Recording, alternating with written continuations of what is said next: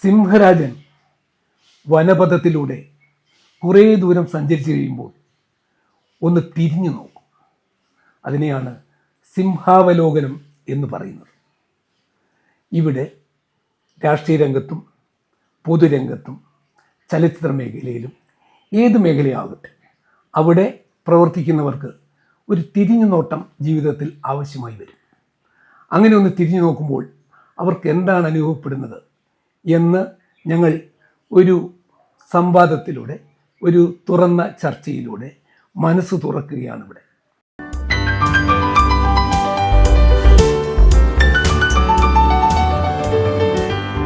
ഒന്നിലധികം തവണ നഗരസഭ ജനപ്രതിനിധിയായി തിരഞ്ഞെടുക്കപ്പെട്ട മുനമ്പത്ത് ഗഫൂറാണ് ഇന്ന് അതിഥിയായി എത്തുകയും.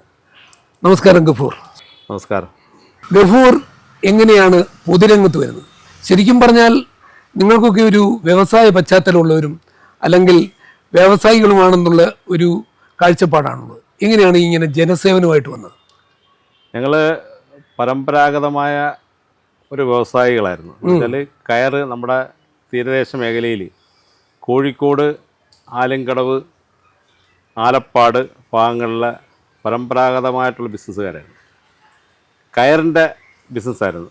എൻ്റെ വാപ്പാടെ വാപ്പ തൊട്ട് അത് കഴിഞ്ഞ് ആ ഒരു തലമുറ കഴിഞ്ഞ് എൻ്റെ ബ്രദർ നിങ്ങൾക്ക് സാറിന് അറിയായിരിക്കും, മുനമ്പത്ത് വഹാബ്, അദ്ദേഹത്തിൻ്റെ നേതൃത്വത്തിലായിരുന്നു ആ ബിസിനസ്സൊക്കെ നടന്നുകൊണ്ടിരുന്നത്. ഈ പരമ്പരാഗതമായിട്ട് ബിസിനസ് നടക്കുമ്പോഴും ഞങ്ങൾക്ക് ഈ പൊതുരംഗവുമായിട്ടൊരു ബന്ധം വരാനുള്ള കാരണം എൻ്റെ വാപ്പ ഹാജി എം പി കോയാക്കുഞ്ഞ് 16 വർഷം ഇവിടെ പഞ്ചായത്ത് മെമ്പറായിരുന്നു കരുനാഗപ്പള്ളി.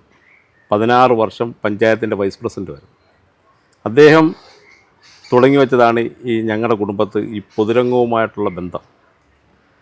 അത് വളരെയേറെ സജീവമായിട്ട് അദ്ദേഹം 16 കൊല്ലം ആ പണിക്കരുടെ ഭാഗത്ത് കുടിവെള്ള പദ്ധതി കൊണ്ടുവന്ന ആദ്യമായിട്ട് എൻ്റെ വാപ്പായ പഞ്ചായത്ത് മെമ്പറായിട്ടിരിക്കുമ്പോഴാണ്. അന്ന് ധാരാളം പ്രമുഖരായ ആൾക്കാരൊക്കെ അദ്ദേഹത്തിൻ്റെ കൂടെ പഞ്ചായത്ത് മെമ്പറായിട്ടിരുന്നിട്ട് പിന്നെ MLA ഒക്കെ ആയിട്ടുള്ള ആൾക്കാരുണ്ട്. ഇതൊക്കെയാണെങ്കിലും പിന്നെ വന്നൊരു ജനറേഷൻ എന്ന് വെച്ചാൽ എൻ്റെ ജ്യേഷ്ഠൻ മുനമ്പത്ത് വഹാബാണ്. മുനമ്പത്ത് വഹാബ് ആദ്യമായിട്ട് പഞ്ചായത്ത് മെമ്പറായി. അന്ന് 13ാം വാർഡായിരുന്നു. കരുനാഗപ്പള്ളി പഞ്ചായത്തിൻ്റെ 13ാം വാർഡ് എന്നുകൊണ്ടാണ് മുനമ്പത്ത് വഹാബ് പഞ്ചായത്ത് മെമ്പറാണ്. അന്ന് ഏറ്റവും നല്ല ഭൂരിപക്ഷത്തിലായിരുന്നു അദ്ദേഹം വിജയിച്ചത്. അത് കഴിഞ്ഞ് 2 തവണ പഞ്ചായത്ത് മെമ്പറായി. പിന്നെ ഒരു തവണ അദ്ദേഹം ജില്ലാ പഞ്ചായത്തിലേക്ക് നമ്മുടെ മുന്നണി പരിഗണിക്കുകയും സീറ്റ് കിട്ടുകയും ചെയ്തു. അതിൻ്റെ അടിസ്ഥാനത്തിൽ അദ്ദേഹം ജില്ലാ പഞ്ചായത്ത് നിന്ന് മത്സരിച്ചതെന്ന് വെച്ചാൽ ഇപ്പം നമ്മുടെ UDFൻ്റെ സ്ഥാനാർത്ഥിയായിട്ട് എതിരായിട്ട് നിൽക്കുന്ന ആ വ്യക്തിയാണ് അന്ന് മുനമ്പത്ത് വഹാബിന് എതിരായിട്ട് നിന്നത്. അന്ന് മുനമ്പത്ത് വഹാബിനെ എതിരായിട്ട് നിൽക്കുകയും മുനമ്പത്ത് വഹാബ് നല്ല ഭൂരിപക്ഷത്തോടു കൂടി അവരെ പരാജയപ്പെടുത്തുകയും ചെയ്തു. അന്ന് മുനമ്പത്ത് വഹാബ് ആ ഒരു തുടർച്ചയിൽ 5 വർഷം 2000-2005 എനിക്ക് തോന്നുന്നു 2000-2005 അദ്ദേഹം ജില്ലാ പഞ്ചായത്ത് മെമ്പറായിട്ടുണ്ട്. അന്ന് സമഗ്രം അന്ന് ജില്ലാ പഞ്ചായത്ത് വലിയ ഡിവിഷനായിരുന്നു. ആലപ്പാട് പഞ്ചായത്ത് പൂർണ്ണമായിട്ടുണ്ടായിരുന്നു, തൊടിയൂർ പഞ്ചായത്തുണ്ടായിരുന്നു, കരുനാഗപ്പള്ളി പഞ്ചായത്തുണ്ടായിരുന്നു. അന്നേരം ഇത് പൂർണ്ണമായിട്ടുള്ള 3 പഞ്ചായത്തിൻ്റെ ഭാഗമായിരുന്നു അന്ന് ജില്ലാ പഞ്ചായത്ത് എന്നാണ് എൻ്റെ ഓർമ്മ. പക്ഷേ നല്ല രീതിയിലുള്ള ഒരു വികസന പ്രവർത്തനവും കാര്യങ്ങളും ഒക്കെ ആയിട്ട് അദ്ദേഹം പൊതുരംഗത്ത് നിറഞ്ഞു നിന്ന ഒരാളാണ്. അദ്ദേഹത്തിൻ്റെ കാലം തന്നെ എനിക്ക് 2015 ഈ പണിക്കരടവ് ഡിവിഷനിൽ നിന്ന് മത്സരിക്കുവാനുള്ള അവസരം എൻ്റെ മുന്നണി തന്നു. അന്ന് നല്ല റിബലായിട്ടുണ്ടെങ്കിൽ പാർട്ടിയുടെ റിബൽ സ്ഥാനാർത്ഥി ഉണ്ടായിരുന്നത് പോലും നല്ല രീതിയിൽ എനിക്ക് മത്സരിച്ച് ജയിക്കുവാനൊത്തു. അന്ന് 182 വോട്ടിൻ്റെ ഭൂരിപക്ഷത്തിൽ അതിശക്തനായ ഒരു LDFൻ്റെ സ്ഥാനാർത്ഥിയാണ് ഞാൻ പരാജയപ്പെടുത്തിയത്. അന്ന് 3 സ്ഥാനാർത്ഥികളെ ഞാൻ പരാജയപ്പെടുത്തി. അത് കഴിഞ്ഞതിന് ശേഷമാണ് ഞാനിപ്പം 2025 എനിക്ക് മുന്നണി വീണ്ടും സീറ്റ് തരികയും ഞാൻ മത്സരിക്കുകയും അതിശക്തമായ രീതിയിലുള്ള ഒരു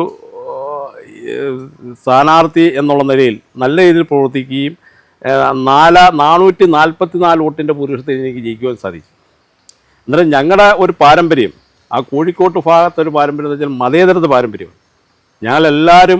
എല്ലാവരെയും കൊണ്ടും എല്ലായിടത്തും എനിക്കെതിരായിട്ട് ഈ പ്രാവശ്യം നിന്നപ്പം വളരെ ശക്തമായ രീതിയിൽ ജാതി പറഞ്ഞ് മതം പറഞ്ഞ് രാഷ്ട്രീയ LDFകാർ, അതാണ് രസം. നമുക്ക് ഈ മതേതരമെന്ന് അവർ പറയുന്നുണ്ടെങ്കിലും LDFിൻ്റെ ഒരു കാഴ്ചപ്പാട് വേറെ രീതിയിലാണ്. ആ രീതിക്ക് വ്യത്യസ്തമായ അവിടുത്തെ ജനങ്ങൾ അതിനെല്ലാം തള്ളിക്കളഞ്ഞുകൊണ്ട് മതേതര ജനാധിപത്യ രീതിയിൽ ചിന്തിച്ചുകൊണ്ട് ഇന്ത്യൻ നാഷണൽ കോൺഗ്രസിൻ്റെയും ഐക്യജനാധിപത്യ മുന്നണിയും സാരഥിയായി എന്നെ അവർ വീണ്ടും തിരഞ്ഞെടുത്തു.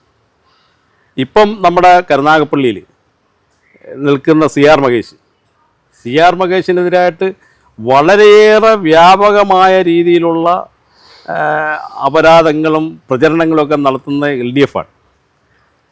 അതിന് ചൂട്ടുപിടിച്ചു കൊടുക്കുവാൻ മതേതരത്വത്തിനെ എതിർക്കുന്നതും ജനാധിപത്യത്തിനെ എതിർക്കുന്നതും വേറെ ശക്തിയുണ്ട്. ഇവർ രണ്ട് കൂട്ടരും വേറെ രീതിയിലുള്ള മനോഭാവത്തിൽ എല്ലാം വന്നാൽ പോലും കരുനാഗപ്പള്ളി നിയോജക മണ്ഡലത്തിൽ അടിവേരുള്ള ഒരു മുന്നണി സംവിധാനം എന്നുള്ള നിലയിൽ ഐക്യജനാധിപത്യ മുന്നണിയോട്ട് സാരഥിയായി മത്സരിക്കുന്നത് CR മഹേഷ് തന്നെ ജയിക്കത്തുള്ളൂ. അത് എല്ലാവർക്കും ഒരു പകൽ പോലുള്ള വെളിച്ചമാണ്, സത്യമാണ്. അന്നേരം അതുകൊണ്ട് തീർച്ചയായിട്ടും ആ രീതിയിലുള്ള കാഴ്ചപ്പാടാണ് എല്ലാ ജനങ്ങൾക്കും ഉള്ളതാണെന്ന് എൻ്റെ ഒരു വിശ്വാസവും. ഞാനിപ്പം ഫീൽഡിൽ ഇറങ്ങി വർക്ക് ചെയ്യുന്ന ഒരാളെന്നുള്ള നിലയിൽ, സാധാരണക്കാരുമായിട്ട് ബന്ധപ്പെടുന്ന നിലയിൽ CR മഹേഷിൻ്റെ ഒരു രീതിയും കാര്യങ്ങളുമൊക്കെ സമാനമായ രീതി, എൻ്റെ കുടുംബവുമായി സമാനമായ രീതിയിൽ നിൽക്കുന്ന ഒരു പൊതുപ്രവർത്തകനാണെന്നാണ് എൻ്റെ വിശ്വാസം. ഈ പൊതുരംഗത്ത് നിൽക്കുമ്പോഴേ നമുക്ക് എടുത്തു പറയാവുന്ന ഒരു സുഹൃത്ത് ബന്ധം അല്ലെങ്കിൽ സുഹൃത്ത് എന്ന് പറയാം, ഗഫൂർ കാ ദോസ്ത് എന്ന് പറയത്തക്ക രീതിയിൽ ആരെങ്കിലും ഉണ്ടോ? എല്ലാവരും എന്നെ സംബോധന ചെയ്യുന്നത് ഗഫൂർ എന്ന് വിളിക്കുമ്പോൾ ഗഫൂർ ക എന്ന് വിളിക്കും. ചിലർ ഗഫൂർ കാ ദോസ്ത് എന്ന് വിളിക്കും. അത് വലിയൊരു അംഗീകാരമായിട്ട് എനിക്ക് തോന്നുന്നു. എന്നെക്കാട്ടി മൂത്തോരും ചിലപ്പം ഗഫൂർ ക എന്നാണ് വിളിക്കുന്നത്, മനസ്സിലായല്ലോ. എന്നെക്കാട്ടി ഇളയോരും ഗഫൂർ ക എന്ന് വിളിക്കും. ചിലർ ഗഫൂർ കാ ദോസ്ത് എന്ന് വിളിക്കും. അത് ഒരു അംഗീകാരമാണ്. എന്നെ സംബന്ധിച്ചൊരു അംഗീകാരം. എനിക്കതിനകത്ത് നീരസമൊന്നുമില്ല. പിന്നെ എൻ്റെ ഒത്തിരി സുഹൃത്തുക്കളുണ്ട്. അതിനകത്തൊരു സുഹൃത്താണ് ഇപ്പം പിന്നെ താഹിറായിട്ടുള്ള എൻ്റെ കൂടെ ഇപ്പം വന്ന താഹിർ. അദ്ദേഹം പിന്നെ മെഡിക്കൽ സ്റ്റോർ നടത്തുകയാണ്. അദ്ദേഹം ഒരു ചെറിയ കച്ചവടവും കാര്യങ്ങളൊക്കെ ആയിട്ട് നിൽക്കുന്ന ഒരാളാണ്.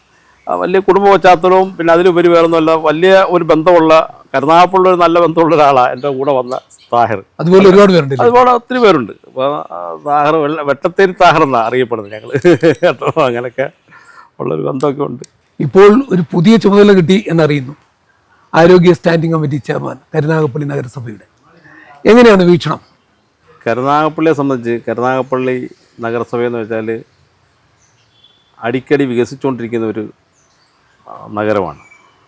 അതിനകത്ത് പശ്ചാത്തല മേഖലയായാലും വിദ്യാഭ്യാസ മേഖലയായാലും ആരോഗ്യ മേഖലയായാലും നമ്മളിപ്പം ഈ നഗരസഭയിൽ ഇപ്പം വന്ന ഭരണം അതിന് ഏറ്റവും കൂടുതൽ ഊന്നൽ കൊടുക്കുന്നത് നമ്മൾ പശ്ചാത്തല മേഖല, കുടിവെള്ള മേഖല, വിദ്യാഭ്യാസ മേഖല, ആരോഗ്യ മേഖല.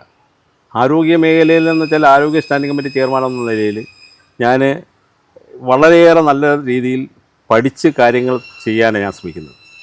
നമ്മുടെ താലൂക്ക് ഹോസ്പിറ്റൽ എന്ന് വെച്ചാൽ നമ്മുടെ കേരളത്തിൽ ഹൈവേ സൈഡിൽ ഇത്രയും മനോഹരമായ ഒരു ഹോസ്പിറ്റൽ സമുച്ചയം വേറെയില്ല. അതിനകത്തുള്ളൊരു കാര്യമെന്ന് വെച്ചാൽ എല്ലാ അടിസ്ഥാനപരമായിട്ടുള്ള എല്ലാ സൗകര്യങ്ങളും നമ്മൾ നിലനിർത്തിക്കൊണ്ട് പോകാനും അല്ലെങ്കിൽ കൊണ്ടുവന്ന് അത് നിലനിർത്തിക്കൊണ്ട് പോകാനാണ് നമ്മൾ ശ്രമിക്കുന്നത്. ഇപ്പം പുതിയതായിട്ട് വന്ന ഡയാലിസ്, ഇപ്പം ഞാൻ കയറുമ്പം 6 ഡയാലിസ് മെഷീനേ ഉള്ളായിരുന്നു. ഇപ്പം നമ്മുടെ ബഹുമാനപ്പെട്ട MLAയുടെ പ്രാദേശിക മണ്ഡലത്തിൽ നിന്നും അദ്ദേഹം 5 ഡയാലിസിസ് മെഷീൻ നമുക്ക് തന്നു. അന്ന് 5 ഡയാലിസിസ് മെഷീൻ ഇപ്പം നമ്മൾ പ്രവർത്തനം ആരംഭിച്ചു കഴിഞ്ഞു. ഇപ്പം നമ്മളിപ്പം അതിൻ്റെ പ്രവർത്തനവുമായിട്ട് മുന്നോട്ട് പോവുകയാണ്. അന്നേരം നമ്മൾ ആരോഗ്യ മേഖലയിൽ നല്ല രീതിയിലുള്ള ഒരു മുന്നൊരുക്കത്തോടുകൂടി മുൻവിധിയോടുകൂടി നല്ല അടുക്കും ചിട്ടയുമായ രീതിയിൽ മുന്നോട്ട് കൊണ്ടുപോകാനാണ് നമ്മൾ ശ്രമിക്കുന്നത്. അതെല്ലാ രീതിയിലും. ഇപ്പോൾ ശുചിത്വം, നമ്മുടെ പിന്നെ ശുചിത്വ മേഖലയിൽ നമ്മൾ ശുചീകരണ തൊഴിലാളികളെ കൊണ്ടുവന്ന് നമ്മൾ ടൗണുകൾ വൃത്തിയാക്കി നല്ല രീതിയിലുള്ള ഒരു നല്ല നഗരമാക്കി തീർക്കുവാൻ വേണ്ടിയാണ് നമ്മൾ മുന്നോട്ട് പോകുന്നത്.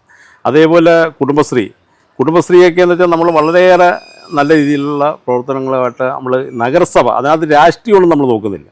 മുൻകാലങ്ങളിൽ പലരും രാഷ്ട്രീയം നോക്കിയിട്ടുണ്ടെങ്കിലും ഇപ്പോഴുള്ള ഭരണത്തിന് രാഷ്ട്രീയ ഭേദമന്യേ നമുക്ക് കരുനാഗപ്പള്ളിയുടെ വികസനം മാത്രമാണ് നമ്മുടെ ലക്ഷ്യം. ആ ലക്ഷ്യത്തോടു കൂടിയാണ് ഇപ്പോഴത്തെ ഭരണം മുന്നോട്ട് കൊണ്ടുപോകാൻ ഉദ്ദേശിക്കുന്നത്. പിന്നെ അതിലുപരി വേറൊന്നുമല്ല, ഡയാലിസിസ് സെൻറ്റർ ഇപ്പം കൊണ്ടുവന്ന് വെച്ചാൽ വലിയൊരു കാര്യമായി, ജനങ്ങൾക്ക് അത് വലിയൊരു ഉപകാരമായിട്ട് മാറുവാണ്. എന്നുവെച്ചാൽ ഒരു ഷിഫ്റ്റിൽ നമുക്ക് 15 പേർക്ക് കൂടെ ഡെയിലി ഡയാലിസിസ് ചെയ്യാനുള്ള സംവിധാനമാണ് അവിടെ വന്നേക്കുന്നത്. ഇപ്പം പറഞ്ഞതേ ആരോഗ്യ മേഖലയിലെ കാര്യങ്ങളാണ്. ആശുപത്രിയുടെ സമഗ്ര വികസനത്തിന് വേണ്ടി എന്ത് പ്ലാനുണ്ട്? ഹോസ്പിറ്റലിൻ്റെ സമഗ്രമായ വികസനം എന്ന് വെച്ചാൽ ഇപ്പം പുതിയ ബിൽഡിങ് നമ്മൾ നിലവിൽ വന്നിരിക്കുകയാണ്. അതിൻ്റെ ഉദ്ഘാടനം കഴിയുമ്പം നമ്മളിപ്പോഴുള്ള ഒരു സ്ട്രക്ചറങ്ങ് മാറും. നമ്മളെ ഇപ്പം നിലനിൽക്കുന്ന പല കാര്യങ്ങളും നമ്മൾ അങ്ങോട്ട് വരികയും ജനങ്ങൾക്ക് ഉപകാരപ്രദമായ രീതിയിലുള്ള കാര്യങ്ങൾ ചെയ്യാനുള്ള സംവിധാനമാണ് നമ്മൾ നോക്കുന്നത്. അതിന് വളരെ സമഗ്രമായ ഒരു പദ്ധതികൾ തന്നെ നമുക്കുണ്ട്. ആ പദ്ധതികളൊക്കെ നമ്മൾ ആസൂത്രണം ചെയ്ത് ചർച്ച ചെയ്ത് വിദഗ്ധരുമായിട്ട് അതിൻ്റെ കാര്യങ്ങളൊക്കെ ചർച്ച ചെയ്താണ് നമ്മൾ മുന്നോട്ട് പോകുന്നത്. അതിൻ്റെ ഉദ്ഘാടനം കഴിയുമ്പം നമുക്ക് വളരെ സജീവമായിട്ടുള്ള ഒരു താലൂക്ക് ഹോസ്പിറ്റൽ, അത് എല്ലാ രീതിയിലുള്ള ആധുനിക സജ്ജീകരണത്തോടു കൂടിയായിരിക്കും നമ്മളത് ഓപ്പൺ ചെയ്യാൻ ഉദ്ദേശിക്കുന്നത്. അങ്ങനെ ഓപ്പൺ ചെയ്യുമ്പോൾ അത് തീർച്ചയായിട്ടും കരുനാഗപ്പള്ളി നഗരസഭയുടെ കീഴിലുള്ള ഒരു സ്ഥാപനം എന്നുള്ള നിലയിൽ നല്ല രീതിയിലുള്ള രീതി മുന്നോട്ട് കൊണ്ടുപോകാനാണ് ഞങ്ങൾ ശ്രമിക്കുന്നത്. അപ്പം ആരോഗ്യരംഗത്തും സാമൂഹിക രംഗത്തും നല്ല ഉയർച്ച ഉണ്ടാകട്ടെ എന്ന് ആശംസിക്കുന്നു. നമ്മുടെ ചാനലിൽ വരുന്ന പരിപാടികൾ നിങ്ങൾക്കറിയുന്നതിന് വേണ്ടി ചാനൽ ലൈക്ക് ചെയ്യുക, ഷെയർ ചെയ്യുക, സബ്സ്ക്രൈബ് ചെയ്യുക. ഒപ്പം ബെൽ ഐക്കൺ അമർത്താൻ പ്രത്യേകം ശ്രദ്ധിക്കുമല്ലോ.